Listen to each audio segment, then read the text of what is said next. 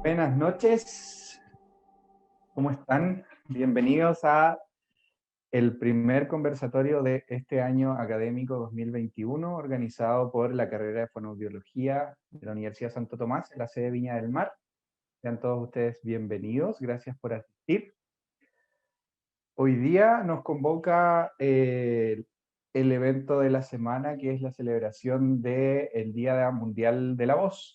Ya para esto hemos estado desarrollando una campaña comunicativa bien fuerte en nuestras redes sociales, que ha sido bastante exitosa, con participación de docentes y alumnos. Y hoy día damos paso a este evento conversatorio con la temática sobre la voz en el contexto de pandemia por COVID-19. Hoy día nos va a acompañar moderando la conversación nuestra colega María Victoria Emperanza. Ella fue fonoaudióloga y docente del área de voz. Está a cargo del CAP con las prácticas en el área. Va a estar conversando con nosotros nuestra docente también Liliana Enríquez. Ella es fonoaudióloga de la Universidad de Valparaíso, máster en Ciencia Cognitiva y Lenguaje por la Universidad de Barcelona y magíster en fonoaudiología, mención voz, por la Universidad de Valparaíso. Y como ustedes ya sabrán, es docente también del área de voz en la Universidad Santo Tomás. Está por conectarse ya el doctor Irani Paz Melgar, quien es médico cirujano de la Universidad Nacional de San Agustín, Perú. Tiene estudios de posgrados en la Universidad de Valparaíso de otorrinolaringología, en el Hospital Carlos Van Buren, y estudios de audiología, rinología y voz en Brasil y Estados Unidos. Él realiza docencia también en la Universidad Andrés Bello, en las carreras de medicina y de tecnología médica. Ya está por conectarse, estábamos hablando con él y estaba estacionando el auto y entraba a la casa para estar con nosotros acompañándonos hoy día. ¿Cómo están, Victoria y Liliana? Bien, muy bien en este día helado en Viña del Mar. Sí, un poquito de frío nomás por este día, después que veníamos con harto calor. Contentos de poder hacer este conversatorio, de abrir el espacio, contenta yo en lo personal de toda esta campaña que hemos hecho en la universidad, de visualizar la necesidad de los cuidados vocales, no solo cuando tenemos patologías, sino que cuando tenemos diversas necesidades propias de entrenamiento o promoción de nuestros cuidados vocales. Así que yo estoy muy contenta y agradecida también de los alumnos del CAP, quienes nos han apoyado en estas campañas de visualización. Sí, ha sido un trabajo bien interesante este año, como nuestros estudiantes han apoyado mucho la campaña. Hemos visto ya, mañana vamos a tener sorpresas para todos también en las redes sociales, mostrando la participación en comunidad de toda la carrera para esta semana de celebración. ¿Ya? Así que, bueno, el formato de esto va a ser como lo conocen algunos, si han participado en los eventos del año pasado, en que van a conversar sobre la temática nuestros expositores, y al final del proceso o durante, si ustedes desean hacer preguntas, las pueden hacer por el chat, y al final del proceso nosotros damos respuesta a las preguntas que ustedes tengan. ¿Ya? También está la posibilidad de que alguien, si quiere hablar, puede solicitarlo y se le puede permitir habilitar su micrófono por un momento. ¿Ya? Así que vamos a dar inicio un poco a esta conversación con las temáticas iniciales, esperando que se conecte nuestro tercer invitado. Y bueno, vamos a dar un poco el contexto de este conversatorio en el cual nos vamos a centrar en lo que estamos viviendo hoy en esta pandemia, producto de el COVID y las implicancias que esto también ha tenido en nuestra voz, no solo a los secuelados de las patologías, sino también a todos aquellos que hemos debido modificar la forma de usar nuestra voz en los aspectos comunicativos online o el uso de los EPP. Ahí nuestra docente Liliana nos va a entregar mucha información. A ver, bueno, este es un conversatorio, entonces no tiene como la estructura de como la típica exposición de PowerPoint, por así decirlo. Entonces, si alguien quiere hacer preguntas, que las haga nomás, porque la idea es como que sea algo circular, horizontal y divertido también, ¿ya? cuando con Victoria y el doctor Paz, que tiene que estar conectándose ya, pensamos en este tema, encontramos como 3 aristas principales, que son las que vamos a hablar hoy día. En primer lugar, el COVID afectando la voz, ya el COVID como enfermedad, esa es una instancia. Y dentro de esa instancia está el tema del COVID en las personas que han sido hospitalizadas e intubadas. Ese es como un área, más médica, si se quiere. Pero también está el COVID como causa de la pandemia, que ha cambiado nuestra forma de vivir y que ha cambiado nuestra comunicación. Y ahí hay 2 eventos principales, que tienen que ver con el teletrabajo, que cambia la comunicación, y también está el tema del uso de las herramientas, siempre digo herramientas, pero es elementos de protección personal y que también cambian el tema de la voz. ¿Ya? Y es como básicamente la temática sobre la cual vamos a hablar hoy día. No sé si quieren agregar algo antes de empezar. Así es. De hecho, yo quiero aprovechar porque ya hay un mensaje en este conversatorio. Luisa Salas nos comenta que ella no es fonoaudióloga, pero le interesó mucho el tema porque ella estuvo hospitalizada por COVID durante el mes de diciembre. Siente que ha perdido la fuerza en su voz. Ella es docente en la universidad y necesita carraspiar y siente que le falta el aire. Y eso se puede trabajar. Por supuesto que se puede trabajar. Es uno de los aspectos que vamos a conversar hoy dentro de este conversatorio. Ya se conectó el doctor, así que Lucía, en unos segunditos vamos a ir dando respuesta a esas preguntas durante la conversación. Bueno, de hecho, la Universidad Santo Tomás tiene un centro de atención a pacientes y ahí ven el tema de la voz y se puede trabajar todo ese entrenamiento. Porque claro, el tema del COVID como enfermedad genera, entre tantas cosas, debilidad. Entonces la debilidad afecta a la voz porque es una debilidad general que además afecta la respiración, la voz y por ende la comunicación. Y además ella habla del tema de, claro, de la carraspera, porque ella trata de generar fuerza de alguna u otra manera para poder fonar y eso le hace daño. Entonces eso hay que entrenarlo. Exacto, la fatiga. La fatiga del COVID es algo que se refiere bastante, esa sensación como de decaimiento. Sí. Ahora, antes de partir, vamos a aprovechar de darle la bienvenida al doctor Irani Paz, que ya lo habíamos presentado en su preparación para conectarse, así que le damos la bienvenida y le agradecemos por estar en este momento con nosotros. Sabemos que son días atareados, pero él ha tenido la disposición de acompañarnos hoy día y conversar sobre estos roles tan importantes que existen en el trabajo en equipo entre fonoaudiólogo y otorrino. Bienvenido, Irani. Muchas gracias, mi querido Jorge. La verdad que para mí es un agrado poder compartir con ustedes en un día tan importante, que en realidad, como dijiste, en algún momento se celebra mañana, pero hace alusión a nuestro diario vivir, a este trabajo comunitario que hoy día se ve un poquitín y especialmente resarcido por lo que implica la pandemia y por todo lo que estamos enfrentando ya en este segundo año de trabajo.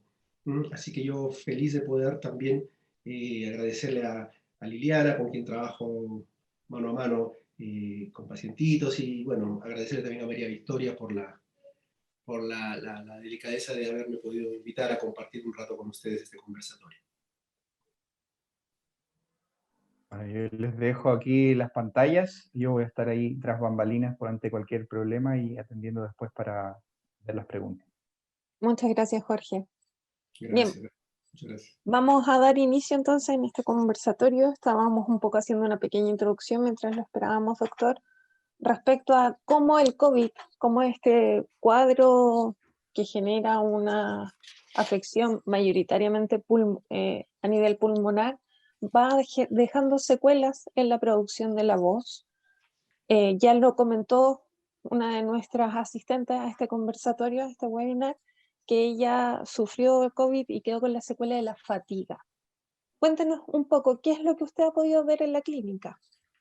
Correcto. Primero tenemos que recordar qué es la voz, en cierta manera. Esperen, voy a apagar. Algo se me filtra acá. Claro.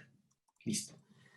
Tenemos que recordar que en términos generales, la voz no es más que la respiración o que el aire sonorizado, ¿cierto? Y que, en definitiva, la laringe, que es nuestro órgano vocal por excelencia, y que está constituido por cartílagos, por músculos, y por una mucosa bastante frágil, dicho sea de paso, es verdaderamente, junto con los resonadores, el instrumento que nos genera la voz.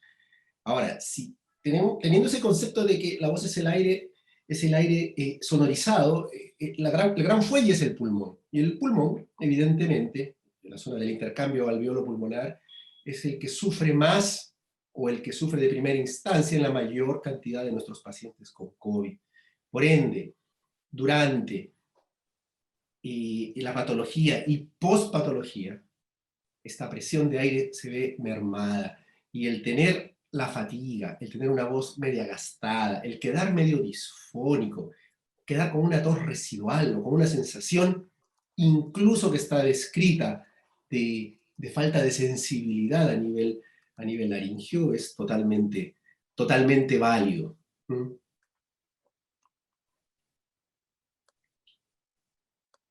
Sí, y en relación a eso mismo, Lili, tú nos puedes ir ayudando también un poco a hablar desde la clínica, qué es lo que tú has visto.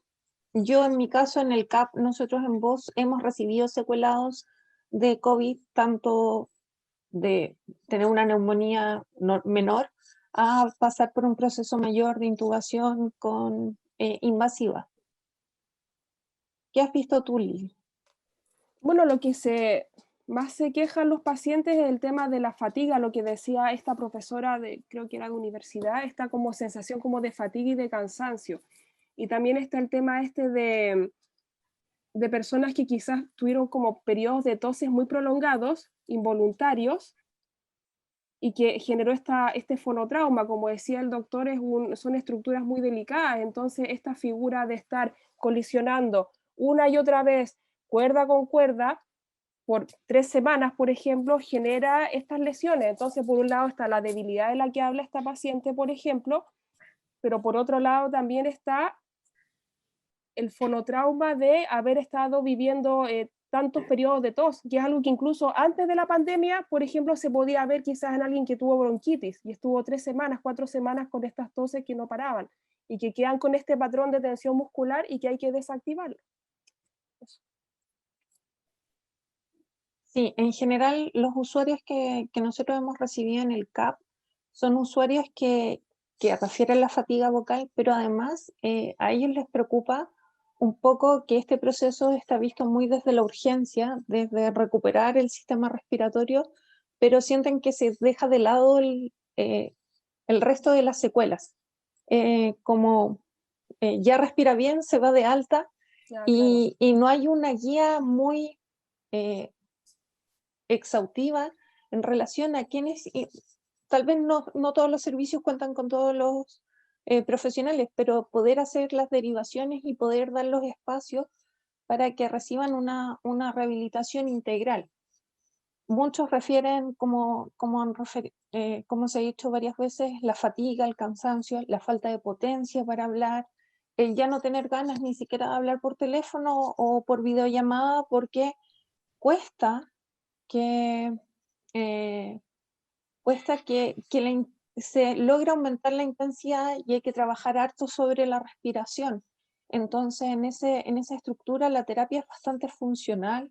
Hay varias mezclas de ejercicios en los cuales nosotros vamos suavizando el contacto cordal para dar mayor sonoridad, pero también trabajando sobre la cantidad de aire que maneja la persona, lo cual incluso lo ayuda a mejorar su capacidad vital y sentir menos fatiga en términos generales.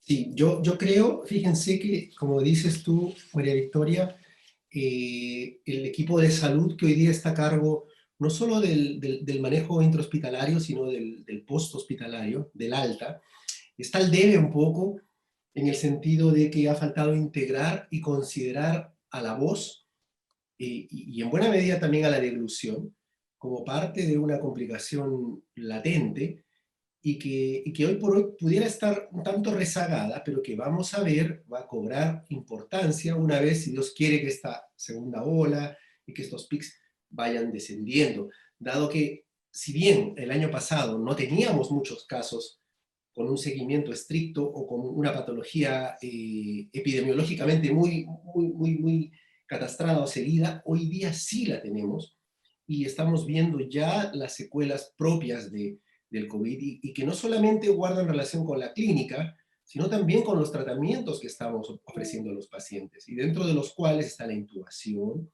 están las traqueostomías, está el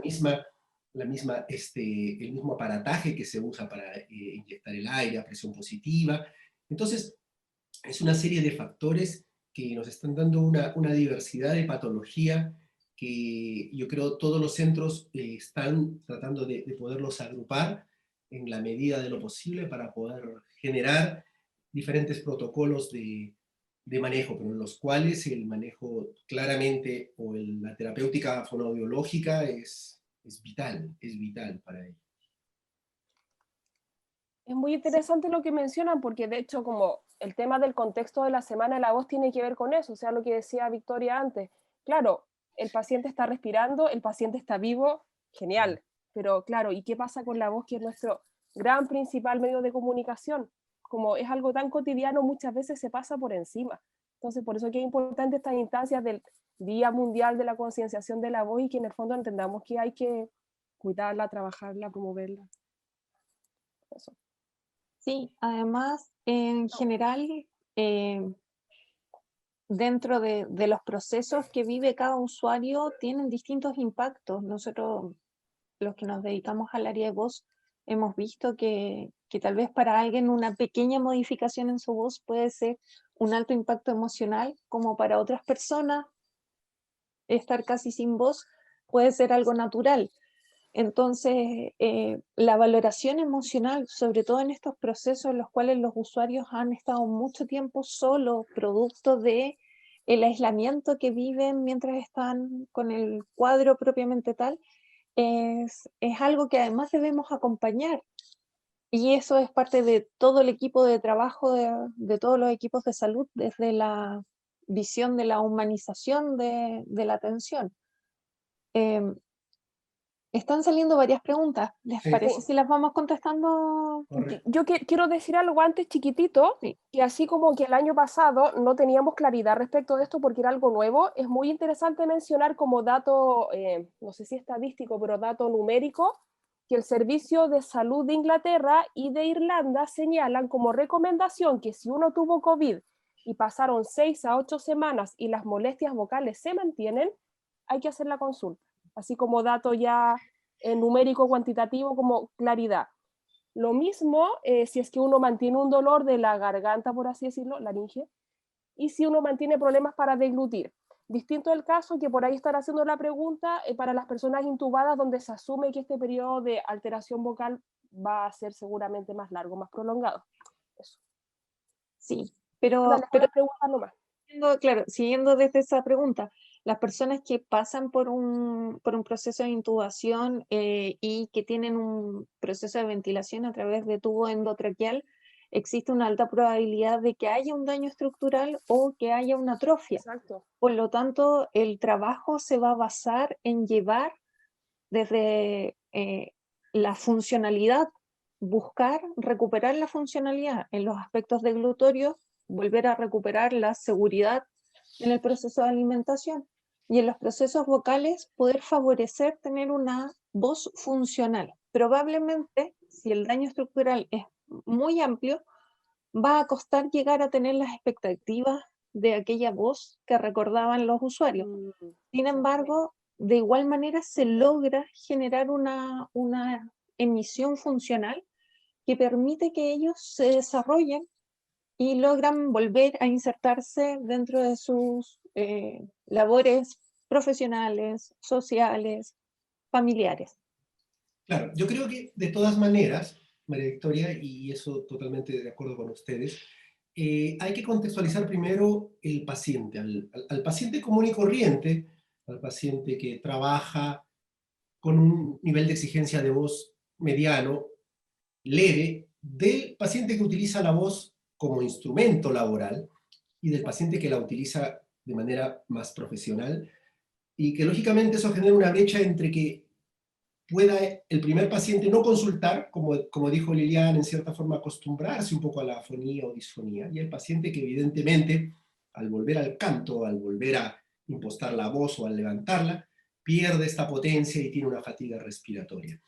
Me gustaría, de todas maneras, decirles que antes del COVID y antes de que todos nosotros hablásemos mucho de la intubación y que los respiradores, el manejo en las UCIs siempre, mediante las intubaciones orotraqueales, estuvo destinado principalmente a pacientes traumatizados, tequeados, a pacientes con accidentes cerebrovasculares, ¿cierto? Y en los cuales la conducta otorrino fue siempre no dejar pasar, sobre todo en los adultos, más de 14 días, dado que la intubación prolongada podía producir esta suerte de fibrosis o esta suerte de sinequias, sobre todo hacia la parte posterior, que le decimos nosotros la comisura posterior. Sin embargo, hoy día, ese manejo, esa tendencia, ha cambiado un poco y nos está obligando día a día a que las medidas de evitar esta intubación prolongada sean ojalá las más precoces posibles. No nos olvidemos que la cuerda vocal va a sufrir, por ser un órgano blanco también, dada la mucosa que tiene y su epitelio, va a ser blanco directo de COVID, pudiendo generarle lesiones neurológicas motoras y sensitivas. Uno. Dos, con la intubación, lesiones traumáticas directas y que van a estar en relación al número de días que esté intubado y al grado de presión que este tubo ejerza sobre la lesión, ¿cierto? Y que eventualmente, tal como hoy día lo están demostrando las estadísticas, estos 14 días que inicialmente habíamos considerado como factor de riesgo se están disminuyendo.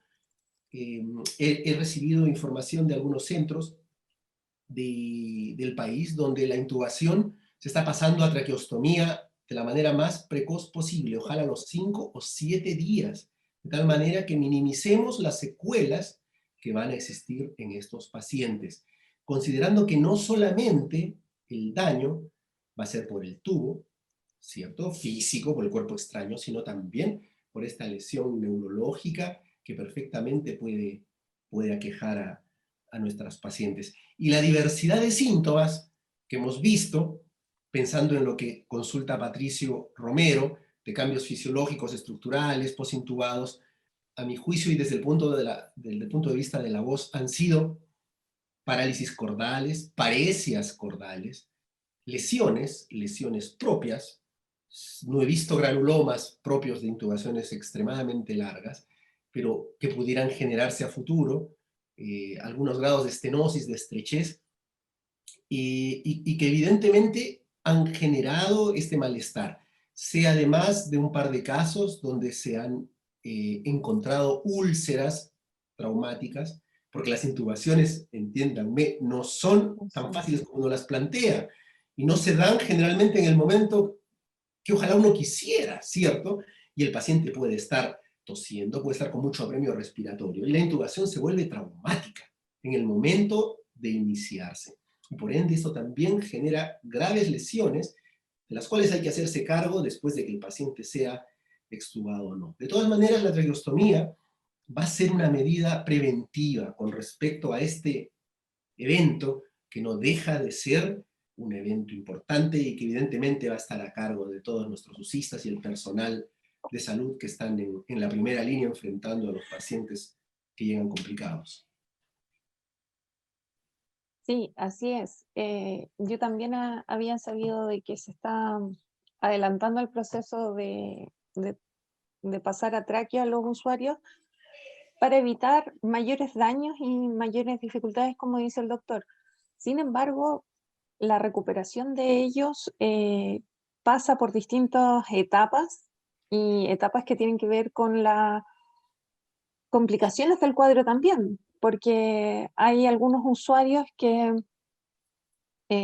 sin tener procesos muy complejos han quedado con varias secuelas a nivel inflamatorio, y hay otros usuarios que incluso han dicho que el consumo de los corticoides les ha ayudado para tener mejor calidad vocal. Entonces es bastante variada la sintomatología, como dice el doctor, y eso tiene que ver también cómo cada cuerpo enfrenta estas enfermedades. Hemos visto que es una enfermedad bastante invasiva y que creíamos que a los cuerpos más débiles o a los cuerpos que tenían patologías asociadas les hacían más daño, pero en esta segunda ola hemos visto que somos todos altamente vulnerables. Sí, aparentemente estamos enfrentando a un agente viral que es multipolifacético y que va a buscar siempre la opción de poderse replicar dentro de nuestro organismo de una u otra forma. Hay muchos estudios incluso que revelan que la forma típica de ingreso a nivel de la mucosa, del endotelio, está en este momento facilitada por nuestros mismos anticuerpos, fíjense. Es decir, hay ciertos anticuerpos que nuestro organismo está produciendo y que de una u otra manera facilitarían el ingreso del virus a la célula. Es decir, sería como una suerte de chaperón para poderle decir al virus ingrese y reprodúzcase.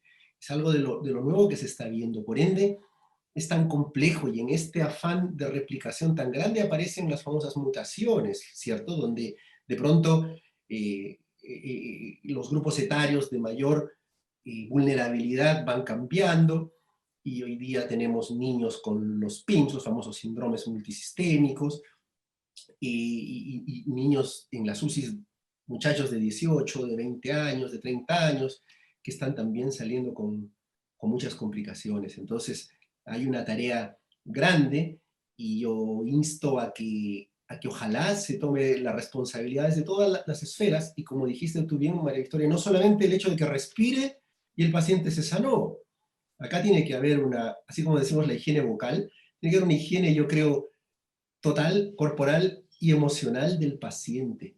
Y hay que apoyarlo en todas esas áreas para poder íntegramente poderlo reacomodar en la sociedad y que pueda tener una calidad de vida como se merece y normal.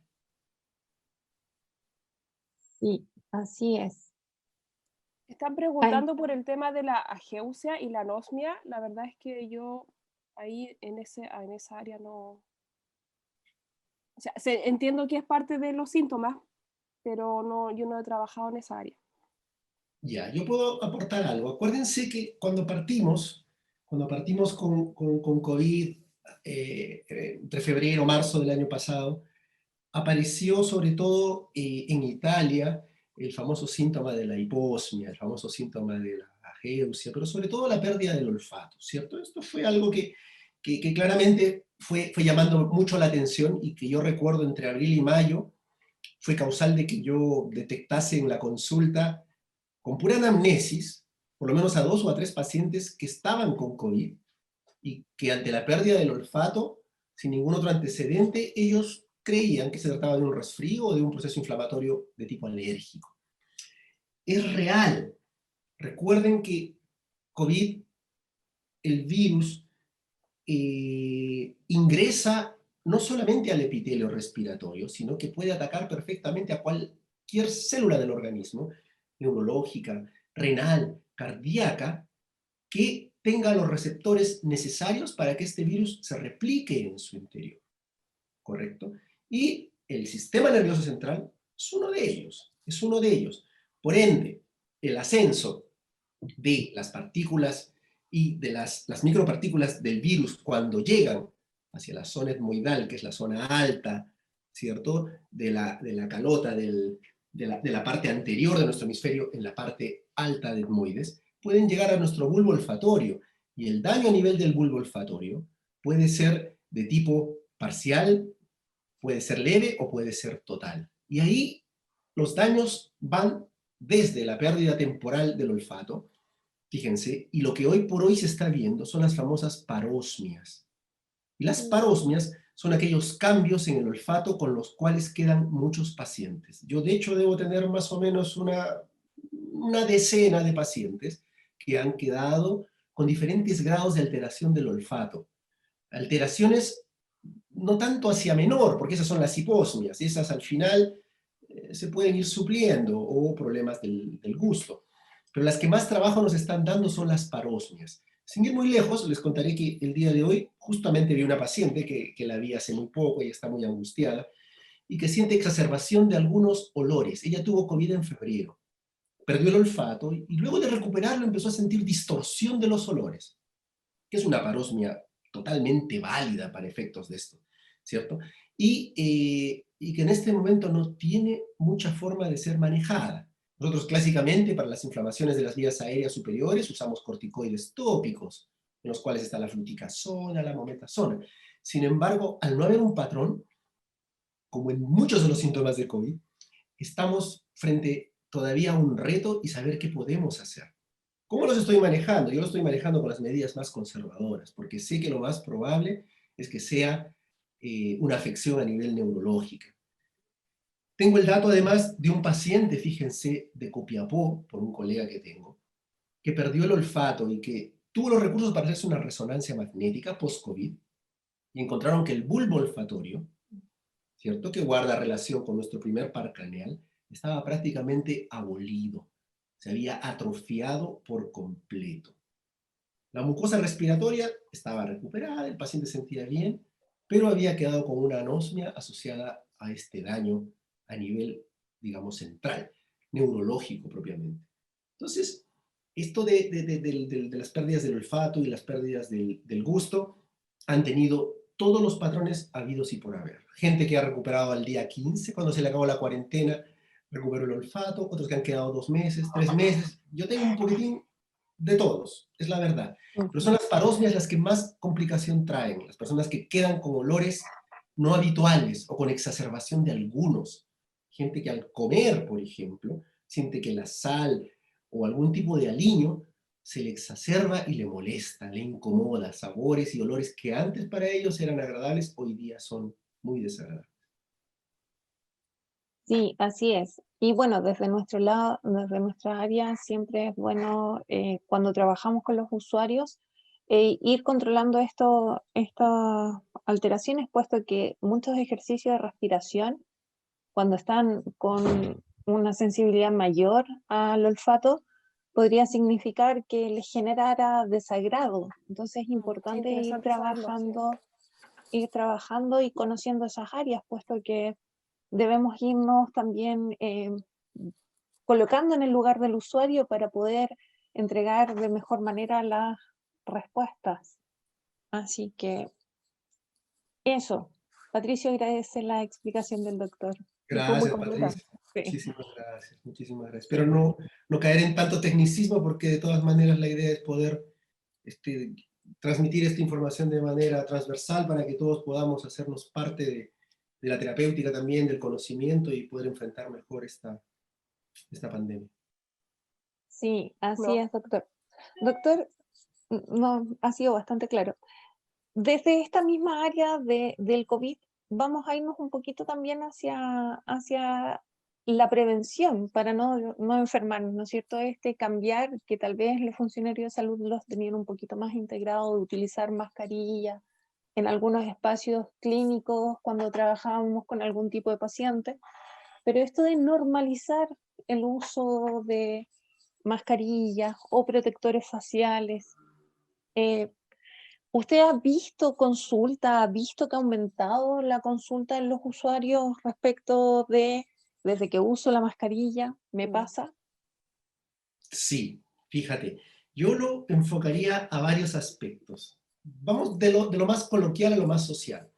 El uso de la mascarilla que ha generado que las personas tengamos que elevar más la voz, que las personas que tienen un poco de déficit auditivo se sientan más sordos, ¿cierto? Porque no pueden leer los labios, y que evidentemente esto nos genere menos tolerancia para efectos cotidianos, como llegar a un mesón, donde haber una pantalla de acrílico, de vidrio, y si eventualmente la persona con la cual estoy interactuando no me entiende, o tiene algún pequeño déficit auditivo, obligue al otro a generar un disconfort. Y yo creo que eso fue lo primero que pesquisamos, ¿listo? El año pasado. Mucha intolerancia por esta incomodidad, por esta barrera que se nos obligaba a usar y que hoy día es totalmente válida y reconocida, con respecto a que los ojos se convirtieron en nuestra principal expresión. Los ojos han llegado a ser nuestro principal verbo de comunicación, ya no la boca o el resto del rostro. Eso por un lado.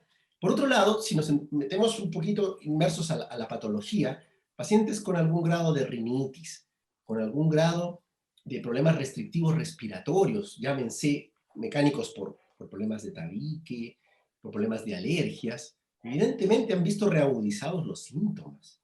Han visto reagudizados los síntomas, sobre todo aquellos que tienen mucha intolerancia a lo que nosotros denominamos la rinitis vasomotora, por los cambios de temperatura, por respirar aire a veces muy sobrecargado, o muy caluroso, o muy húmedo, o en algunos casos un poco más helado, pero que les ha generado sobremanera un agravamiento de síntomas respiratorios y por qué no decir también de la voz. Y otro gran grupo, y eso ustedes lo saben, pero a la perfección, que desde un punto de vista músculo-tensional y nervioso, perdónenme, ha generado estas voces contracturales, estos espasmos laringios y esta suerte de disfonías muy sopladas que hoy por hoy tenemos en muchos de los pacientes y que se ha agravado, a mi juicio, por lo menos en un 300, en un 400%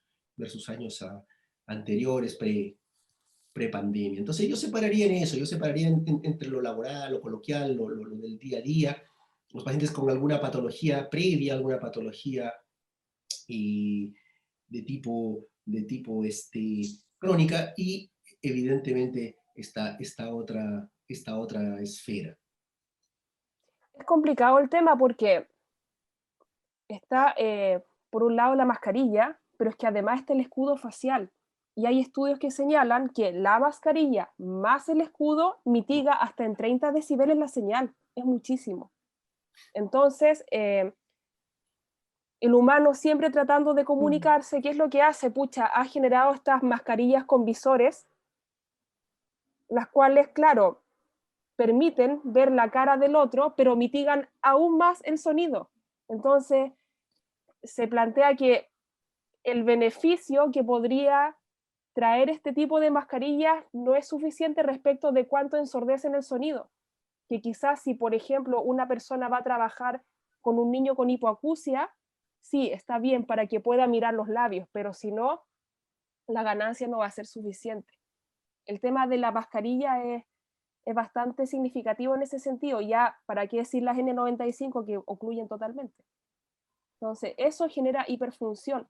Y en ese sentido, claro, tenemos el problema, pero también está la solución, por así decirlo, entre comillas, que nada va a reemplazar como el total, como la total reciprocidad en la comunicación, pero se llama, por ejemplo, a usar más las manos, los gestos, la cara, los ojos. Incluso algunas guías de trabajo en servicios de salud han planteado el tema de que, por ejemplo, las personas de salud tengan una foto en su delantal o en su pechera para que la persona tenga una idea de cuál es la cara de la persona con la que está conversando. Porque la verdad es que lo que decía la Victoria recién, o sea, el tema de la parte humana, es realmente duro emocionalmente estar siempre hablando de una persona que está totalmente cubierta.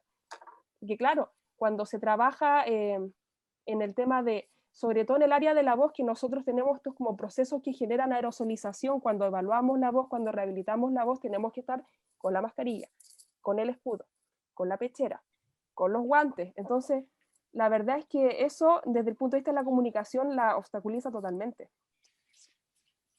Sí, es cierto, es un factor y que yo he recibido varios colegas de los que comentan que, por ejemplo, sensaciones, como decía el doctor, que antes uno no tenía, sensación de sequedad o sensación de mayor mucosidad o falta de aire, al usar la mascarilla se ven exacerbadas y cuesta mucho más entablar la comunicación. Y quienes, por ejemplo, deben comunicarse con niños más pequeños, en los cuales la sonrisa es un factor extremadamente importante para Parte de la empatía, demostrarle, por supuesto. Claro. Por supuesto. efectivamente, el aprender a reír con los ojos, que uno puede decir, claro, como obvio, pero no es tan obvio, no todo el mundo lo hace. Entonces hay que desarrollar un lenguaje no verbal, como decía Liliana, que nos apoye mucho más, pero también tener ciertas conductas preventivas, creo yo. Por ejemplo, los que vamos a trabajar con mascarillas, que nos impide el flujo normal de la humedad del aire, que es bastante importante para nuestro tracto, mantener una hidratación constante. Ciertas conductas que hay algunos estudios que lo demuestran con respecto a que la higiene nasal, el lavado nasal, ayuda a facilitar la hidratación de la mucosa y por ende podríamos resistir de mejor manera tener esta obstrucción. Apoyarnos en la respiración para no hacer esta hiperfunción a nivel laringio. Yo debo decirlo, yo mayoritariamente estoy en teletrabajo, pero acá en lo cotidiano, yo vivo en un edificio donde escucho mucha gente que lucha con la mascarilla y hay un aumento de intensidad, frecuencia para lograr comunicar que termina siendo una voz estridente y desagradable también. Entonces finalmente se dificulta mucho más el proceso de comunicación. Por lo tanto, resguardar igual la buena articulación a pesar de estar con la mascarilla, también son factores que nos van a apoyar, a pesar de que muchos como que se restringen por el tema de que con el movimiento del mentón se les pueda bajar. Si está bien puesta, no debiese bajarse. Entonces, Yo como tener esa pequeña les cuento salvedad. una anécdota. Resulta que he recibido de secretarias de centros médicos donde uno trabaja, clínicas, en fin, que hoy día la consulta médica se hizo más bulliciosa. Teóricamente, la consulta médica es una consulta evidentemente un poco más tranquila, y no solamente en lo que es la sala de espera, ¿cierto? En el ambiente pre-consulta, sino también intraconsulta. El otro día una paciente me dice, oiga, yo escuché todo lo que le decía al paciente que entró antes que yo. Y es evidente, si uno, además como otorrino, trabaja con hipoacúsicos, más allá de los gestos que uno haga, tenemos que levantar algunos decibeles más la voz para que nos podamos comunicar, y se torna realmente, como dices, María Victoria, ya en una forma de trabajo en el cual el esfuerzo que estamos logrando o el que estamos haciendo para poder entablar la comunicación sea el más adecuado. Y que podría ser una arista también para algún estudio post-COVID de las secuelas que generen en los profesionales de la salud, el haber trabajado por tantos años, no sabemos cuántos, utilizando un esfuerzo vocal para el cual tal vez no estamos preparados o no hemos recibido algún tipo de terapéutica apropiada. Bueno, eso se está haciendo ya, o sea, de hecho ya salió un estudio que habla de la prevalencia, acá lo tengo, estoy mirando, de los desórdenes de la voz en usuarios de salud por el tema de la mascarilla. O sea, y de hecho incluso hay un investigador chileno, un fonoaudiólogo, Eduardo Fuentes López, que está en esa investigación que ya se publicó y que habla acerca del tema de que la verdad es que las personas con el uso de los EPP sí que la voz se afecta. Sí, y por ahí ya está Lucía, saliendo. Lucía también nos entrega una pregunta que tiene que ver con lo mismo, con este cambio que tenemos con respecto al uso de audífonos en esta modalidad, la misma que estamos nosotros acá presentes. Bueno, sin ir más lejos, yo me ha tocado atender, de hecho la semana pasada evalué a un usuario por ese tema, el asunto de cómo el hecho de usar audífonos, bueno, yo digo audífonos, pero la palabra correcta es auriculares, sepan perdonar, no otra cosa, pero auriculares, hace que efectivamente uno eleve la intensidad de la voz. Y no solamente eso, sino que el hecho de estar hablando a plataformas donde solamente uno se dirige a cuadraditos, que es lo que pasa cuando uno hace clases. Entonces eso afecta la reciprocidad y entonces uno habla más fuerte. Yo hablaba con mi usuario, me decía, pero ¿por qué tú hablas más fuerte? Es que yo siento que no me escuchan. Pero no puedes competir con el sonido del ambiente. Ahí yo, por ejemplo, la recomendación que hago, y acá estoy haciendo todo lo contrario, es no usar auriculares.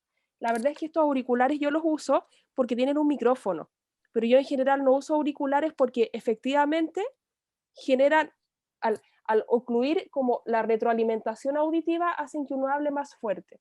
Entonces lo que se podría hacer, yo pensaba, es que quizás usar auriculares externos o quizás este mismo colgarlo como por fuera de la oreja, para no tenerlo adentro, para no ocluir la vía auditiva.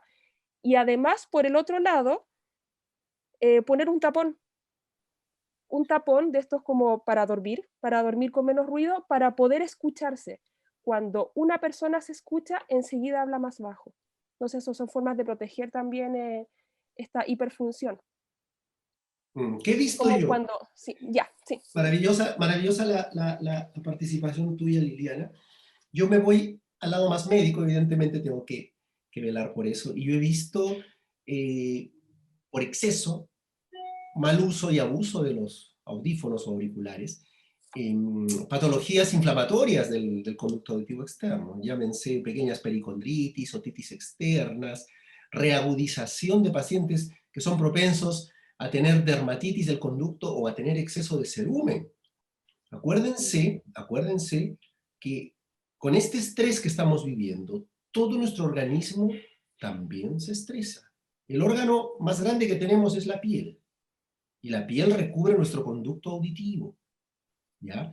A principios del año pasado, en pandemia, inicio de pandemia, yo empecé a recibir mucho paciente con problemas dermatológicos del conducto, exceso de cerumen, dermatitis seborreicas, psoriasis de conducto auditivo externo, y evidentemente, tras extrapolar la información con colegas y con mi hermana, que es dermatóloga, ella me decía, bueno, es el estrés que está sufriendo la piel. Entonces, yo creo que el empleo, como dice Liliana, de auriculares embutidos, la va a hacer estresar mucho más.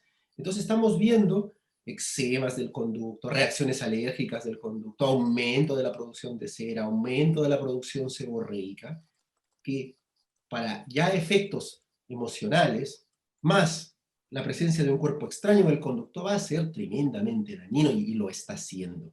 Aumentaron mucho ese tipo de consultas médicas, más allá del desgaste vocal que nos genera por esta sensación de que no nos escuchan, también desde el punto de vista localizado a nivel del conducto auditivo.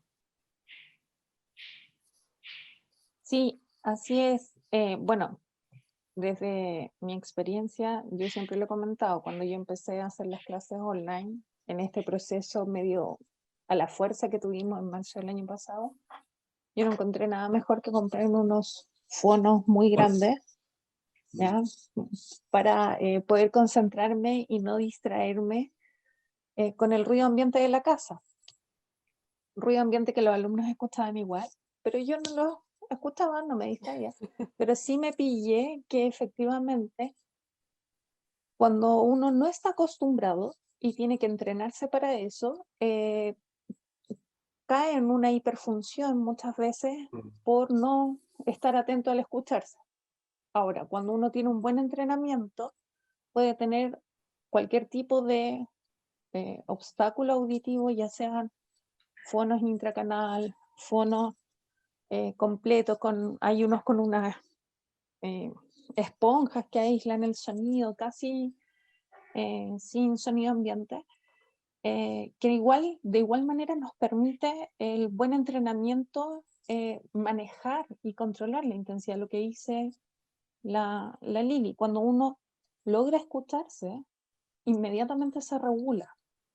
El tema es que muchas veces no nos sabemos escuchar.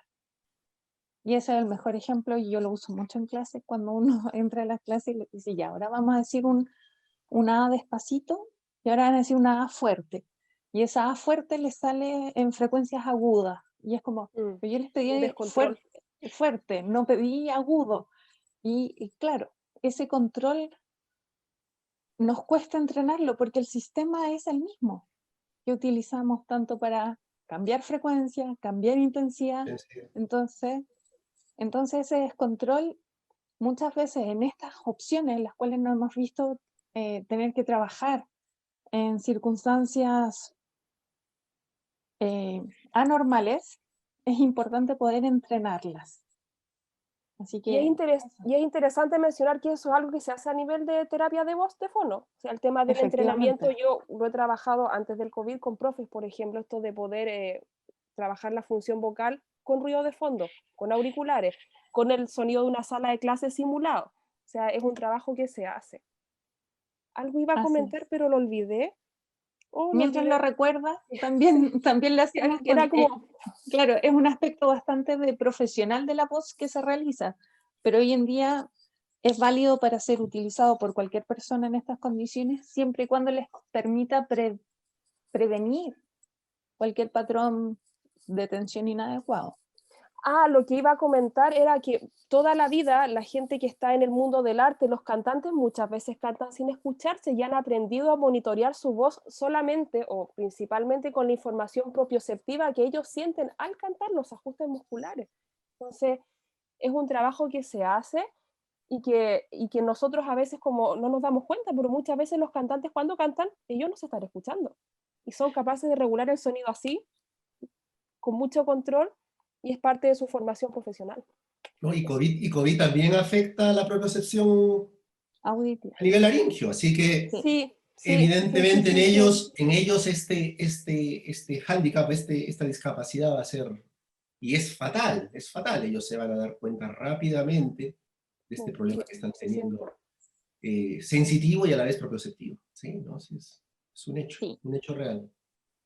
Ya que volvemos al COVID, aquí hay una pregunta de un colega que dice, en el hospital hemos visto varios usuarios con COVID que presentan traqueobroncomalacia post-traqueostomía, lo que nos enlentece la decanulación. ¿Se puede evitar o disminuir el riesgo de presentar este tipo de secuelas? A Compleja ver, pregunta. sí, no la veo, a ver, espérame.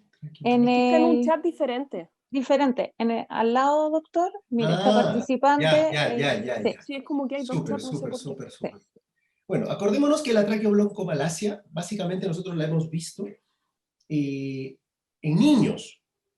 La traqueobroncomalacia o la laringomalacia, como la conocemos, ¿es un debilitamiento o es una falta en la estructura firme que tienen estos cartílagos que conforman tanto la tráquea, parte de los bronquios, y evidentemente la laringe? Y es parte de un proceso de evolución que también tiene que ver con factores embriológicos. Todos en algún momento somos laringomalásicos o traqueomalásicos hasta que el factor surfactante, en fin, la semana 37, y todo esto los va generando.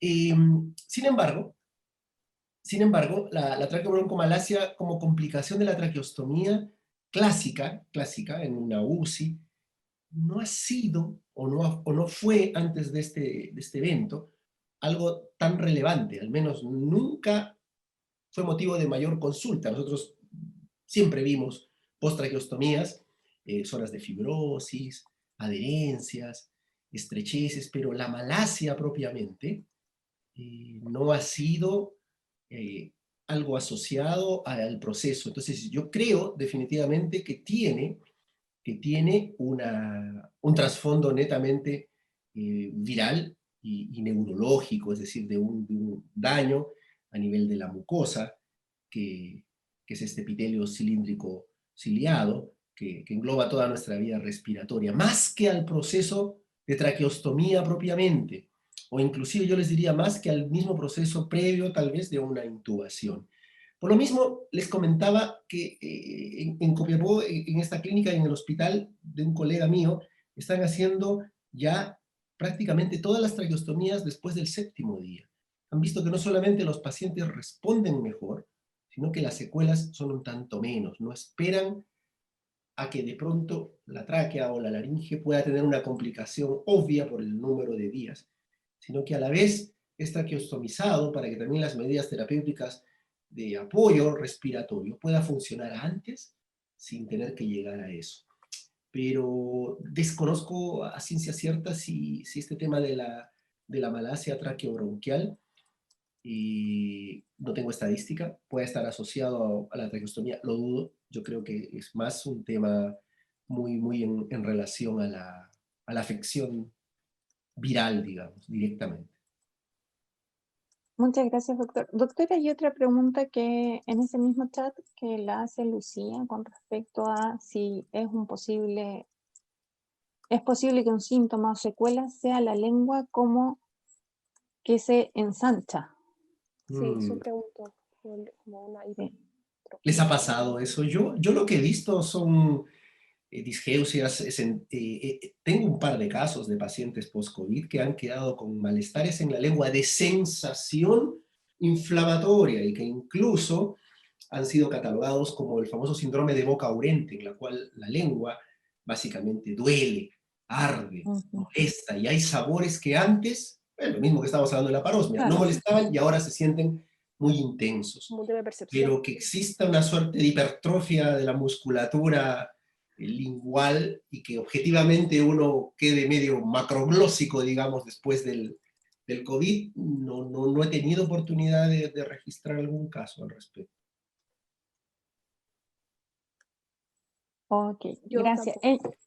La verdad es que yo creo que en general este virus nos va a seguir dejando mucha información, vamos a tener que seguir actualizándonos día a día, tanto el cómo interactuar con él, a los cambios que tenemos que ir realizando en nuestra vida. Creo que ha sido un poco lo que hemos tratado de plasmar en este espacio y agradecer la participación de todos.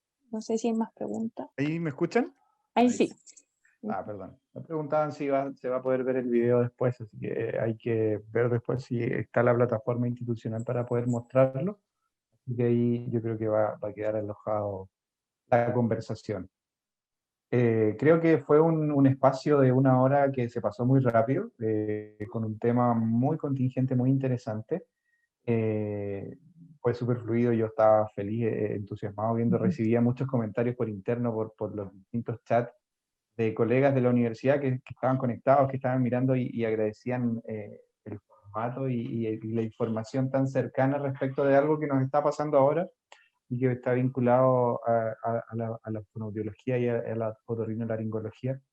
Como dice Patricio, fue muy didáctico, fue una actividad muy, muy provechosa para todos nosotros, así que les damos las gracias por la participación al doctor Irani Paz, que ocupó tiempo sagrado de llegar a la casa y estar conectado con nosotros. Victoria también, muchas gracias por compartir este rato. Lili, como siempre, por hacer compartir espacios como este contigo. Y les pedimos a nuestros participantes que por favor revisen en el chat, está la encuesta de vinculación con el medio que necesitamos que contesten todos. Les agradecemos que contesten ese formulario para que tengamos más evidencia de nuestras actividades. Y los dejamos invitados para el jueves 18 de mayo. ¿Eso es jueves? Parece que no es jueves. Yo creo que Es no, yo creo que martes, es martes. Martes. martes 18 Martes. de mayo, más o menos en este mismo horario. Estén atentos a nuestras redes sociales porque vamos a tener un segundo conversatorio con temáticas vinculadas al COVID también y la fonoaudiología y la investigación. Así que les pedimos que estén atentos a todos nuestros canales de comunicación. Les damos las gracias a todos por participar hoy día en este horario y ahora los invitamos a que vayan a descansar, aprovechen un rato con las familias y dejémonos de este teletrabajo por un rato.